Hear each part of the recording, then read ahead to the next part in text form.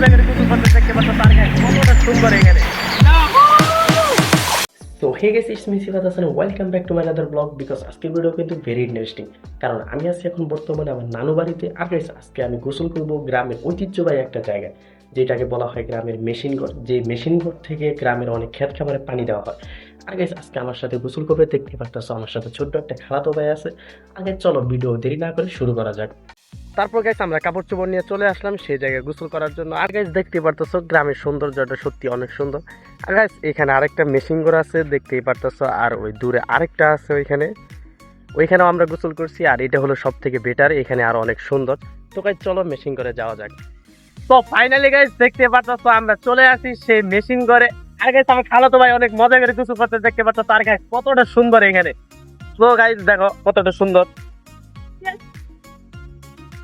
প্রকৃতির মাঝে। ওইখানে আরেকটা আছে ওই যে দূরে, ওইখানে আমরা গোসল করছি। আর এখানে এটা হলো অনেক সুন্দর, এখানে আমরা প্রতিদিন গোসল করি। তো গাইস চলো গোসল করা যায়। তো গাইস এখন আমি মেশিন পারে গোসল করবো, তো চলো শুরু করা যাক।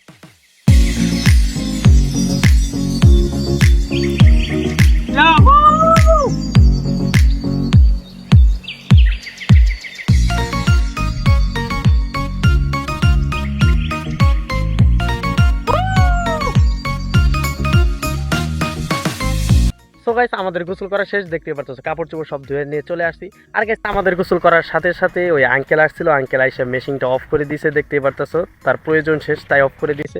তো গাইস আজকে ভিডিওটা এ পর্যন্তই, দেখা হচ্ছে নেক্সট ভিডিওতে। তো গাইস চ্যানেল হলে সাবস্ক্রাইব আর পেজ হলে ফলো করে অবশ্যই পাশে থাকো। দেখা হচ্ছে নেক্সট ভিডিওতে। আল্লাহ হাফেজ।